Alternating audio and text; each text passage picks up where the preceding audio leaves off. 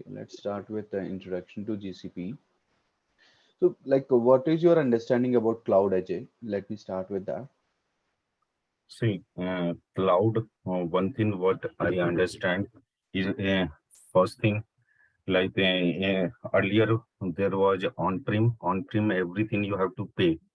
And pay means whatever infrastructure you set up, right? Everything is physical on your premise of it.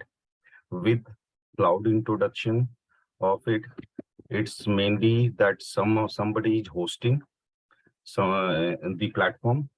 You use whatever you want and pay as per your use of yours. That is one. Another thing is that earlier everything this one. You are going to use within your organization like URLs and this, but with cloud and everything, it's since it is centrally hosted, anybody else can use those. Also sharing concepts you don't need to worry all your infra and everything.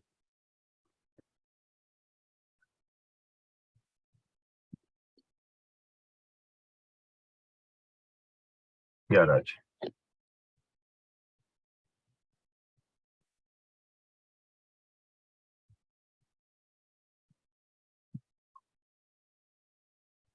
Raj, you are able to hear me?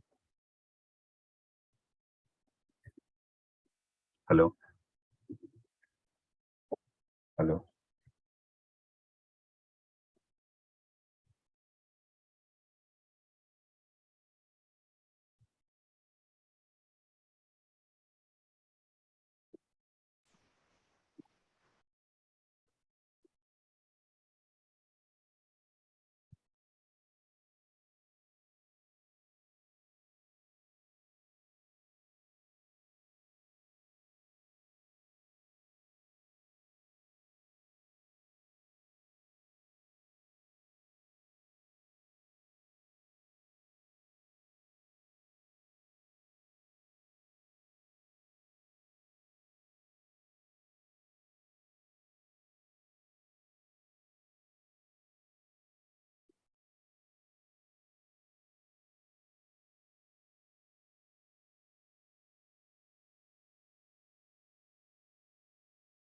Raj, you are on mute if you are speaking.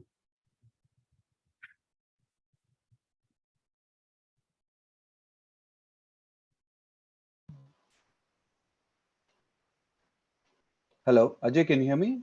Yeah, now I can hear you. Okay, okay, fine. Yeah. So I'm just talking about the cloud. So let me explain this to you in your own way. Like, let's consider you are trying to deploy one kind of a database, Oracle database. Okay. So if you try to deploy the on-premises environment, right, it'll take a lot of time for you, right? You want to test it. Basically, you want to test it. You don't want to deploy it to the production, but you just want to test it, right? So in that kind of scenario, you have to procure a hardware, you have to set up it, and you have to do the configuration, everything, right? So if it is in the scenario of cloud, you can just go ahead and just procure. If it is a PaaS instance, you can directly procure it like a PaaS instance. And if you don't want to give it like a PaaS instance and you want to have a control, you can just directly, build your VM and you can just, start uh, working on it. You don't need to procure and you don't need to worry about the configuration and all that stuff. So that's the same thing. So basically, the definition of the cloud computing is like you can deliver the computing resources over the internet. That's the basically a definition, or you can say like a way of explaining it. Okay. So what you can do with the help of a cloud computing, you can allow and you can access a wide range of applications. Let's say you want to access everything, like you don't want to in the on-premises environment, you have to have an access. You have to configure it, you have to allow the firewalls, everything. You have to do the changes, and then you have to have an access to the application. But in the in the era of cloud computing, you don't need to worry about all that. You can just have your application launched. The security of the application is completely taken care by the cloud provider. You don't need to worry about it. And all these things is the advantage when it comes to the cloud computing, right? So what is the basic, what is the basic things in the uh, basic advantages of cloud computing? Basically, you're able to see my screen, right? Not yet. It seems like it's not shared. Okay, let me share it once again. Yeah, now I can see.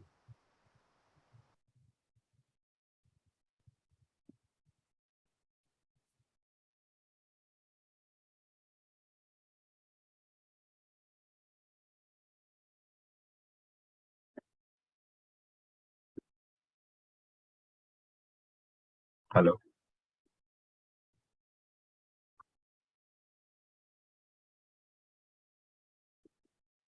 hello. If I share it, it's going mute. Yeah, I don't know some issue. While after sharing, it's going on mute. Yeah, that's what I have also observed, but not sure why. Uh, Let me go on mute and then you share. Might be that will help out. yeah, yeah.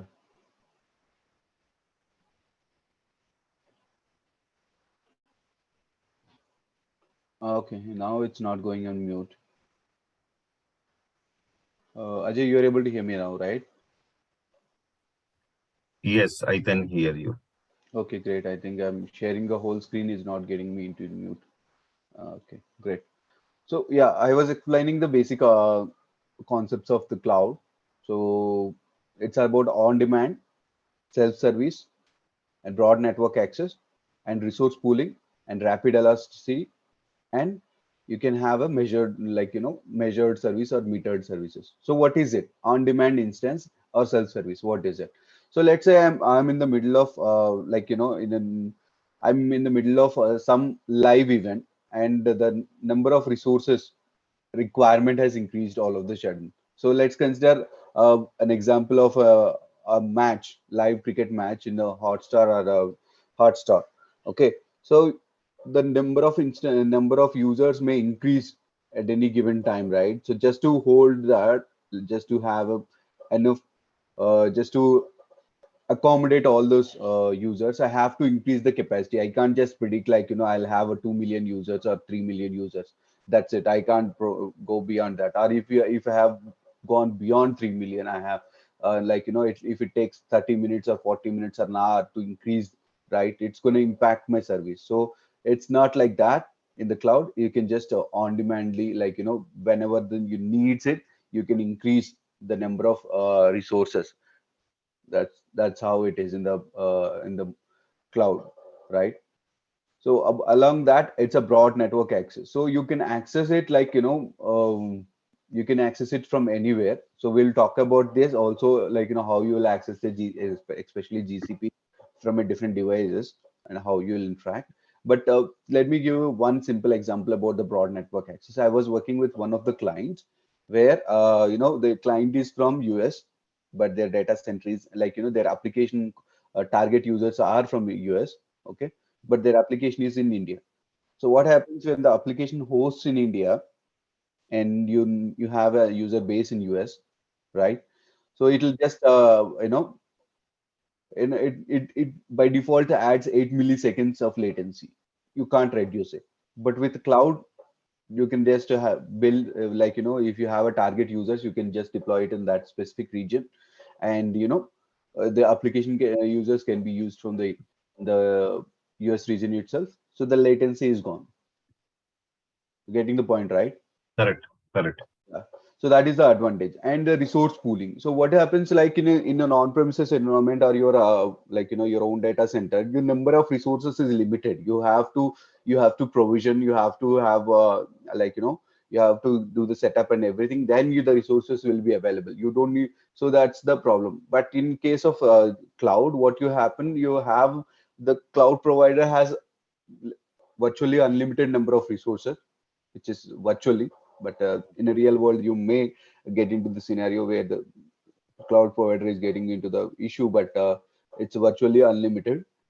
Okay, so it'll be accessed by multiple users, and they can allow the, like, if let's say you have one client who is also using the GCP, and you're also using the GCP, and you have deployed an application for your client, so you can directly let him access from the same data center, so they can get, they can, the fastly they can use it, and the users also can be, like, utilize it correctly, and it's easy for them to share it and everything.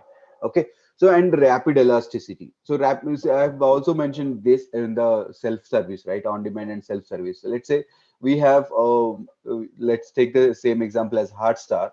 So we have, like, it's like an example of last over. So you're just trying to see the movie, see the match, right? So you can just go on, you'll just go and start it. You don't worry about, like, see what is happening, right? And in so when the number of users increase too quickly, like, per second, per minute, the number of users are getting increased. Still, you don't need to worry, like, in the cloud, that you may hit the bottleneck or something.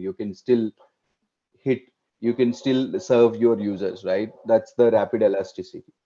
And measured services is, like, whatever you are using or whatever you are consuming, you will be it will be metered, and see, as if, like, you can pay for the whatever you use, and you don't need to pay what you don't use, like, in the cloud. Like, if you're an on-prem, so you have done the setup of your data center. So if you don't use it or you use it, or doesn't matter, you have to still pay for your hardware cost, or you have to pay for the warranty and maintenance and everything, and you need to pay for your cooling, and you have to pay for the, you know the host, the real estate of it, everything you have to pay. But in case of the cloud, you don't need to worry about all this. You just in cloud will monitor what you are using, and you Hmm. will be just paying what you have used, right? Correct. So this is the basic. These are the key concepts of the cloud computing. So you hope you're already aware, but I'm just explaining it once again. So what is the deployment models in the cloud? So we have a public cloud, private cloud, and you also have a hybrid cloud. So public cloud is same as your Oracle Cloud, Azure, AWS, and GCP. So these are the cloud providers. So what it will do, like a cloud provider, they'll have a infrastructure hosted, and they will get it accessed by the internet. In case we need it, we don't need, like, we as a individual user, we can just go ahead and sign up using a credit card, and we can just start using it. We don't need to worry about like, provisioning or any signing up for any agreement or anything. But in case we are an enterprise, so what we have to do, we have to sign some kind of an agreement, and or through the cloud provider, or else we can go with the third party providers as well, and we can still get it. uh, still get it. Okay, that's the about public cloud. So what is the advantages of the public cloud is, like, you can access it easily. You don't need to worry about how do I access it or it's anything, because it's directly accessible over the internet, and it is very cost effective, and it's a scalable. You can scale it easily. You don't need to worry about the scalability. And the maintenance, you don't need to worry about the maintenance of it. You don't need to worry about how you need to maintenance anything. Maybe you, if it all, depending on the model you choose, cloud model you choose, you may need to do some maintenance about the at a level, but not entirely like hardware maintenance or anything, right? Yes. Yeah. So as I mentioned, the examples are, like, AWS, GCP, and Oracle Cloud, all this. So what is the private cloud? So let's say, so there are some companies in, like, banking sector and all. So they still not move to public cloud, because they have still concerns and about the security and all those things. So what they have, like, what they can do is, like, they can use, like, Microsoft have come up with Azure stack, and the same thing is going with VMware is there with vCloud. So all that what you have, what we can do, we can build our own our own cloud, which where we'll get the same features of the cloud, but we'll be still the like the data is hosted on or in on a place where we like I mean to say is like it's not going to be on a public cloud like thing, but it'll be in your own dedicated premises where you'll have your own data center kind of thing, but it is not exactly like a data center because it's a private cloud. Okay, so you'll get the features of the private cloud, but you also have a control of control on where the data is going, how the data is managed and everything. So that is about the private cloud. You can have your own on-premises by using any of this Azure Stack or OpenStack, or else Open VMware vCloud. Okay, so what is the advantage of this? So I'm going to get the features of the cloud, which is the accessibility and scalability and scalability. But again, I'm also going to get the control of where the data is going, how the data is being utilized or is being I'll also know how much securely it has been stored. And I also have I don't need to worry about the compliance because like in consider if we are like you are in Europe, you are working with a European client, you have to make sure the data should be in the Europe region because they have their own GDPR compliance. So you don't need to worry about that because you already have a GDPR compliance setup, because it's already in your environment and you don't need to worry about all those things, right? Hello. Yeah. Yeah. So that's about the private cloud. So there we also have some more things like a hybrid cloud. So what is the hybrid cloud is like it's a combination of public and private cloud. And what we the example of it like we have a Google Anthos, and they also have a Azure Stack. So, but what is this is like a hybrid cloud. You can just use a private cloud. Sorry, you can still use the public cloud, but sometime when you need it, you can fail back to your own on-premises, or you have an on-premises environment. You're just gonna need you for your regular things, regular operations. You have your on-premises setup, but when you want to scale up rapidly, or you want to increase the number of instances, or number of you know when the number of users are getting increased or anything, you can still go to the cloud using the existing setup itself. So it works seamlessly. So we have Google has a Anthos, and AWS has a Outpost, uh, and you also have Azure Stack hybrid cloud. So these are the three examples. And yeah, any doubts so far? So cost-wise, always public cloud is effective. Private and more cost will be paid on private cloud, right? It depends again. Where the organization where I'm right now working is going. Hmm. We are now in AWS. We are migrating to GCP. Hmm. So the cost we are paying is huge. With Hmm. that amount, I'll just give you an example. It is around 20 plus year. Okay, so 20 plus CR with that in a year you can it is going to be 140 crores, and I can set up with that amount 2 years, with the 2 years of the amount I can set up a world-class data center. But you can't get you know the advantages of the cloud, right? So that is the difference. But cost-wise, always public cloud is cheaper Hmm. for testing purposes and production environments. But again, it depends on what scenario you're looking at, and it is for a smaller workloads, it is a cheaper. But when you go for higher uh, things, it's still costly. But GCP is cheaper comparatively AWS. GCP is definitely cheaper. Uh, With AWS also, it's cheaper than AWS. yeah, it's definitely cheaper than AWS. That's the current that's the reason why my organization is moving from AWS to GCP. Okay. We are in the process of migrating. It's been a 3 to 4 months. We are in the process of migrating. Usually used to have some testing workloads and few more things, but now we are completely migrating the entire infrastructure to GCP. The reason being is we have like GCP is completely cheap, very much cheaper. AWS is the costliest. If you ask someone, AWS is the costliest. Azure is cheaper for Windows workloads, but GCP is overall cheaper than Azure and AWS.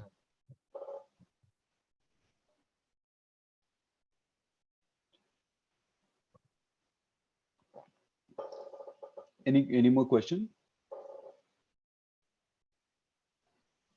Hello, Ajay. If you are speaking, you are mute. Yeah, Yeah. Any more questions? nothing. So this is fine. Okay, great. So let's talk about what are the different services that are there in AWS, Azure, GCP. Okay. So we have a compute service. When I say compute, it's the same as your VM or is same as your compute, same as your server. Okay. So the compute instance for AWS, it's called Amazon EC2, and you have also Lambda services and for batch processing. You have a AWS batch. AWS Lambda is equals to your cloud functions in GCP, which is it triggers it. It's like an event-based mechanism basically. So whereas in Azure, you also have Azure virtual machines, which is again same as your on-premises servers, and you also have Azure functions. And in GCP, it's called Compute Engine. The entire thing is called Compute Engine. But when you ask for the individual machine, it's still called as a virtual machine. And it's also have a cloud functions, and we have a cloud run as well, which is not included in the slide, but you also have an option to run it from the cloud run. Okay. And storage, when it comes to the storage, it's Amazon S3. It's called Amazon S3 bucket, Amazon blocks storage, and AEFS.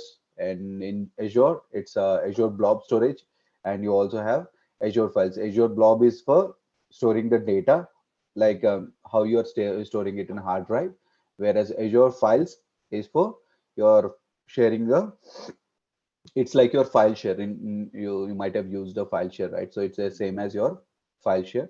So same thing with the GCP. So you have a cloud storage, which is same as a Amazon S3 bucket or a Azure Blob, and you also have an option for persistent disk. So you may ask like, do we have a files similar to Azure files? Yes, we do have. That is called Azure GCP file store, which is not mentioned in the slide, but we still have that option. Okay.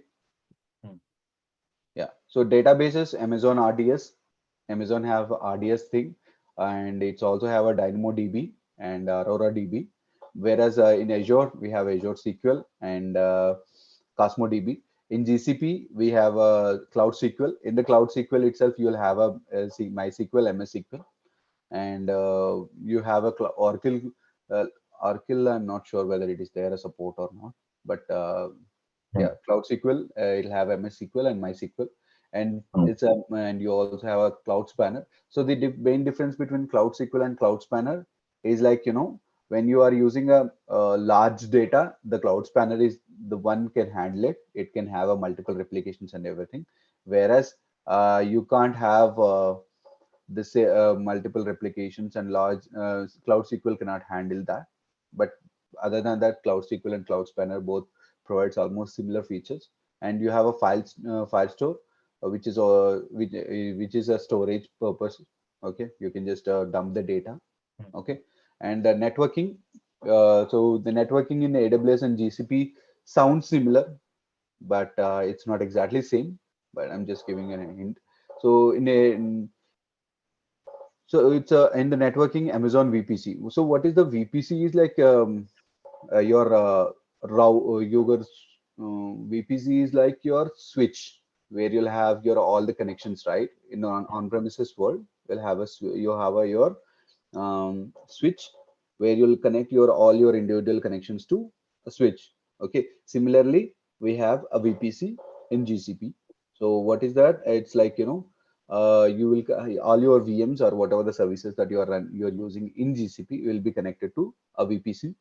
And you also have a cloud interconnect. You also have a VPN. You also have firewalls, everything. So we'll talk about it one by one when we go to that specific option. But in the networking, when compared comparatively, Amazon, AWS, and GCP, little bit familiar if you are aware of the AWS. But if not, then you'll anyway uh, feel you'll just get through it. Okay. Any questions in networking? Basic questions. Nothing. That's fine. Okay. So in AML side, Amazon SageMaker, and you also have another thing. And you know Azure, you have Azure Machine Learning and Cognitive Services. And GCP, we have in GCP is very good in terms of the AML things. So GCP has a AI platform, its own AI platform, and you have also have AutoML. And when it comes to analytics, Amazon has the Redshift, Athena, and QuickSight, whereas Azure has Azure Synapse Analytics and Power BI. In GCP, we have a BigQuery, a Data Flow, and Data Studio. So these three things are like So BigQuery is for the your BigQuery is like you can is like your database, but it's not exactly like your database. What do you call that?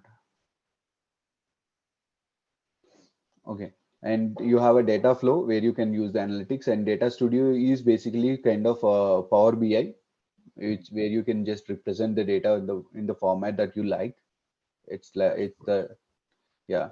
So serverless computing. So if you don't want to use a server, you can use it's like a PaaS services basically. So Lambda service is there, and you have AWS step functions are there. And whereas in Azure you have Azure functions, logic apps, and in GCP we have cloud functions and cloud run.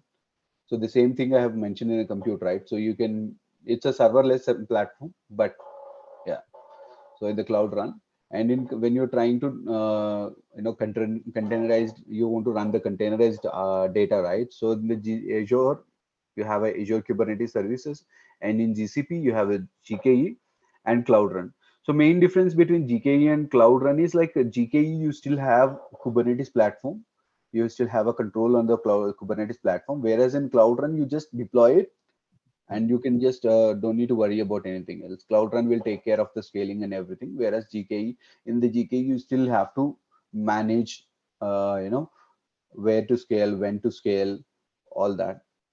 Okay. So the same thing we have it in the Amazon, which is called the Amazon ECS.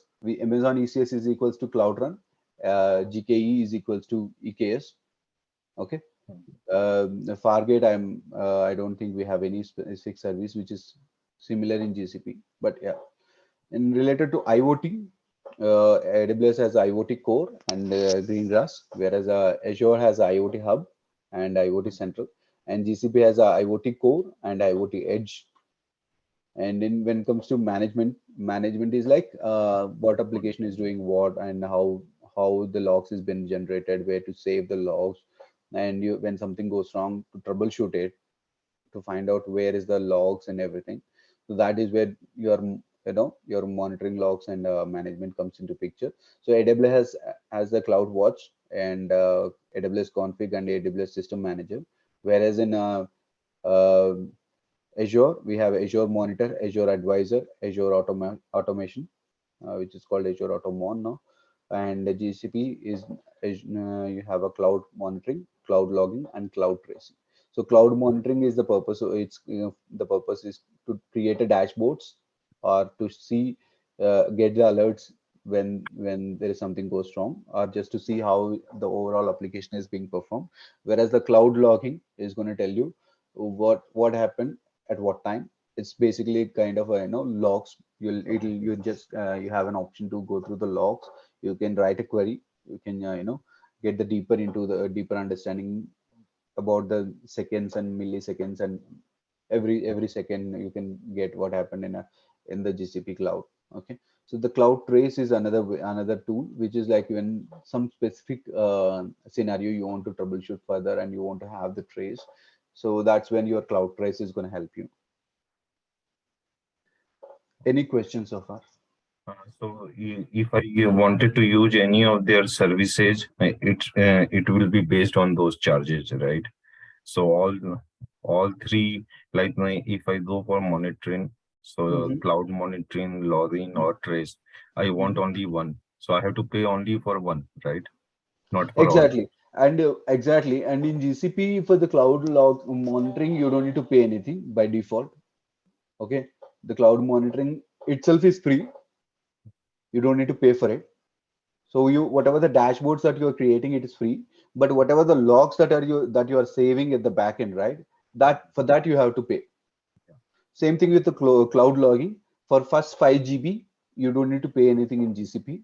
It's free. Once the once the size of the logs, you have to pay, and this 5 GB is for month time.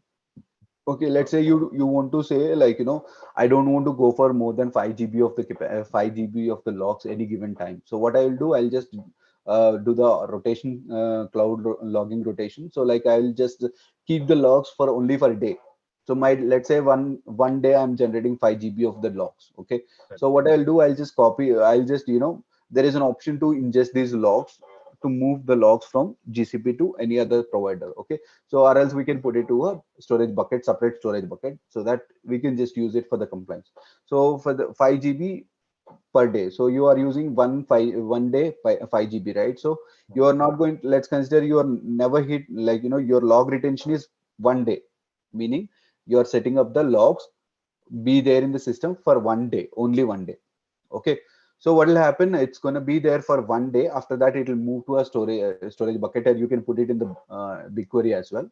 So you moved it, so your logging cost will not go, like if your logging is size is not going beyond 5 GB, you're no need to pay for the any fee also in GCP. You got the idea, right? Yeah, I got it. Yeah. Correct. So it's based on how much you wanted to store the logs. Yeah, it's the same as your cost. Five. Hmm. Yeah, it's same as your cost of your storage. You don't need to pay for anything that you are that for using the logging infrastructure or using the log monitoring infrastructure. You are just paying for the logs that you are storing in the storage in GCP. Same with the analytics also, like all three, BigQuery, Dataflow, or Data Studio, Mhm. all are comes as default, or it's like uh, individual is No, charged. it's individually. Like you just want to use a BigQuery, you Uh, can use it. But in the BigQuery, it's depends on the number of query, number of like course the data it is processed, right? What I mean is, like, if you want to do is, like, when you are writing a query in the BigQuery, you have an option to choose limit number of lines to 10. So you have processed only 10 lines, or you have processed and deploy in you've shown me a 10 lines, so hmm, you don't need to pay for the like hmm, the entire query. Whereas in the same thing in Data Studio is just a representation what you have in the BigQuery. You are just using the hmm, Data Studio just to do a modeling, data modeling for it. Same with the data flow as well. It's just a you can just use it individually. You don't need to worry about how it is being set up or anything else. right. Yeah. Yeah, any question, No, anything no else about the questions. Yeah. clouds? Okay, so next we'll go with GCP benefits, and then that's going to be a wind up for the session. Okay, so what is the benefits of the GCP basically? So I've mentioned, like, GCP is like, it's an elastic basically. When you say the elastic, it's see now GCP has the most number of regions and zones compare next to the Azure. So it has a more number of zones and regions, and you can have an option to deploy it in everywhere else. In Europe itself, they have more than 3 regions, and same thing in the India, you have a two, and you have it in Europe, Asia, Asia Pacific, Europe, in US East, West, North, South, everywhere you have it. You name it, the place, they have a zone over there mostly. In Africa also they are coming up very recently, and they also have it in one in the Middle East, which is started. Okay, so they have it like So every country, you depending on the country of the country on which you are trying to, like, your target users, you can deploy your applications over there, and you can start serving the traffic in that particular region, and you don't need to worry about the compliance of that region, because you are already saving the data in the same region. You're not taking out from there. Okay, so that is the basic advantage one in the GCP. And it also have, like, you can quickly scale it up. And when I say quickly, means I've seen AWS and GCP and Azure.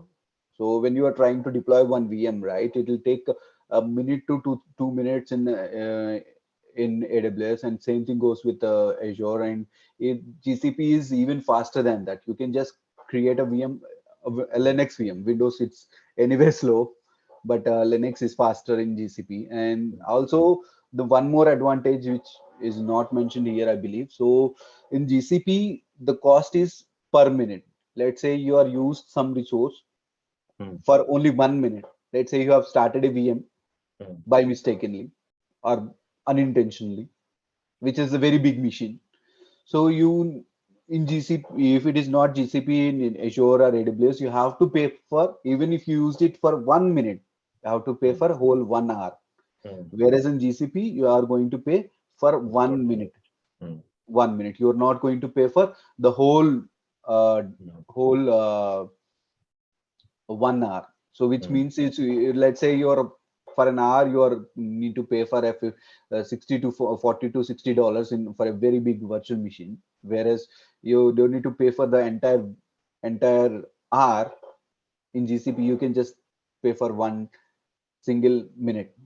That's the advantage. It's not mentioned here, I believe, but it is a 1 minute per 1 minute billing. Okay, so that is one thing. And and along with that, you have a compute engine, compute side.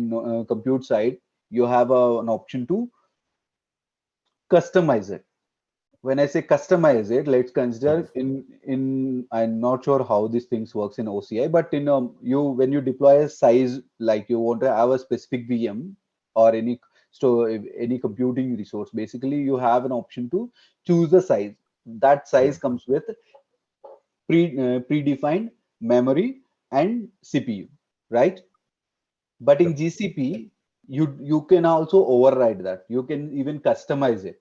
But what will happen is, like, you have to have 4 GB of RAM for one core.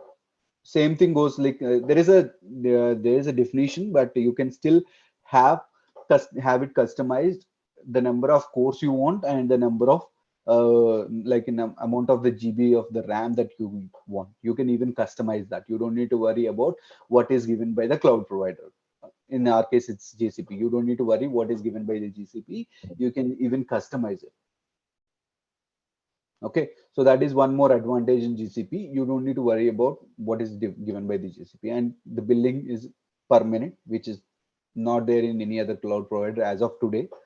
Okay, that is one thing. And in GCP, the cost is also low comparatively any other cloud provider in overall. So that is one more advantage. And you have also already mentioned about the the scalability. So it's one more thing is one more thing which is not mentioned here is, like, the GCP runs in the same infrastructure where your YouTube search, all the Google services are running. It's the same infrastructure. So it is already proven. It is already have a, like, on every application they have a minimum of more every application, like YouTube and YouTube they have, and search, Gmail, where they are hosting. So the same infrastructure GCP is also getting hosted. So meaning you will no need to worry about your network issue or anything. So that's the basic advantage of the GCP.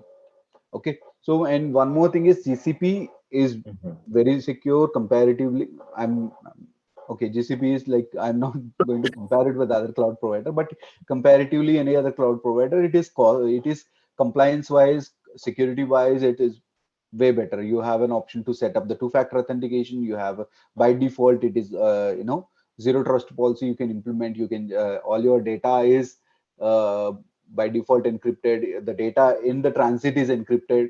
Like when I say transit, it's the data that is moving out of the GCP data center before it is reaching your customer. It is already encrypted by default.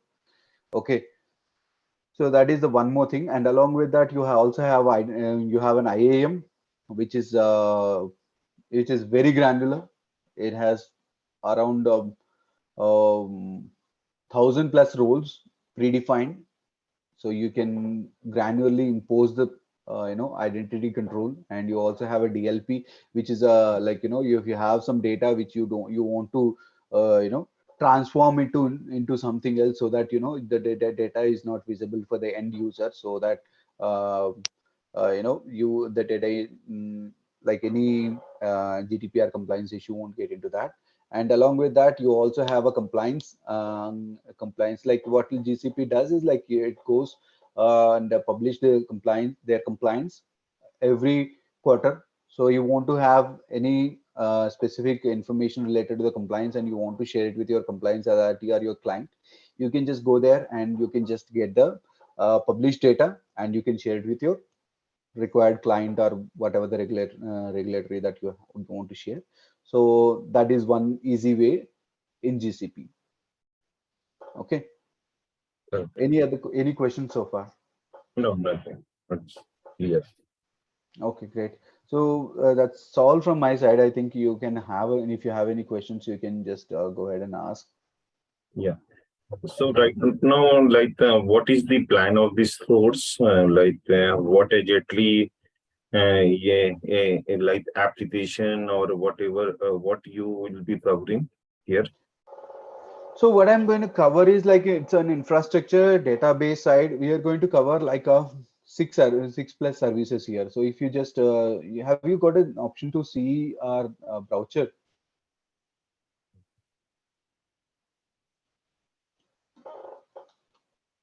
Hello. Yeah, yeah. Yeah, have you seen the browser? No, not yet. Okay. So we are going to cover like entire GCP. Okay. So when I say entire GCP, it's going to be a compute part we are going to cover. Okay. We are going to cover a little bit on GitHub. We are going to cover very little bit on Terraform. Or like, if I given you a Terraform scripts, okay. So how you're gonna use it, how you're gonna implement, how you're gonna, deploy the resources using the same with that. And along with that, you are also going to have a storage service account. It's a IAM part. You're going to have a storage part. You're going to cover the GKE. Okay. So we're going to cover the database side, and we are going to cover a little bit on the little bit of everything. It's going to be 60 hours plus course, basically. And daily it will be like 40 to 50 minutes, right? It will be, see, 1 hour. Hmm. It will be 1 hour. It will be from 8 to 9. Okay. So basically, yeah. So we are also going to cover the networking. Okay, which I think I have not mentioned. And you're going to have like how you can design the security, and I'm going to cover the live use cases when the like specifically like when we are talking about a VM. So I'm going to cover like how you're going to troubleshoot a VM, what is the way of deploying the VM, like how you will deploy it using the console, how you'll deploy it using the command line interface, or how you'll deploy it using the Terraform. Like Terraform, we'll go and do it by once, like um, one class. In Terraform, we're going to cover that. But rest of the things, like we're going to talk about the designing part a little bit over here, and yeah.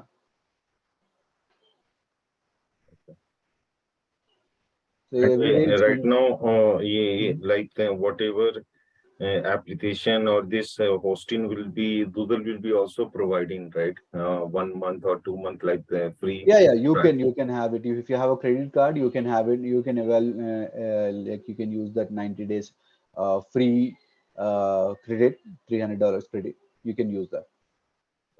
Same like other cloud providers. Yeah, like any other cloud provider. Yes, And it will have all the features and everything in there, right? 90% of them will be there.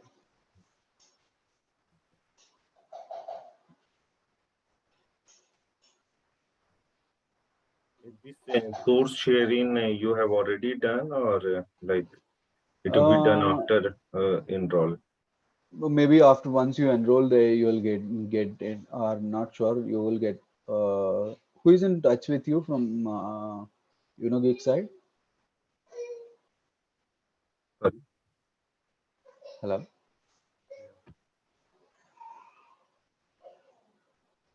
hello. Yeah, I am able to hear you. Yeah, yeah. Who is in touch with you from our side? Prasad used to connect. Okay, you can talk to Prasad. He will share this with you. No problem. Let me also Yeah, check down yeah, what all things yeah, yeah. is So required. so it's basically 60 hours of course, 60 hours of it. Okay. So what we are going to cover is like there are 15 modules altogether. It includes migration part, and it is also have a little bit on Git as well, an hour or 1 hour session like how to clone the Git repos and all that, which I'm going to cover. Okay. So other than that, you will also get the idea about how to set up the GCP account and how to, yeah, control the IAM permissions. Networking also will be covered, and then talk about computing, and we'll also cover load balancing. Database side, we'll have Cloud SQL, Cloud Spanner, Cloud Bigtable, Data Store, and then we'll also have a GKE. Okay.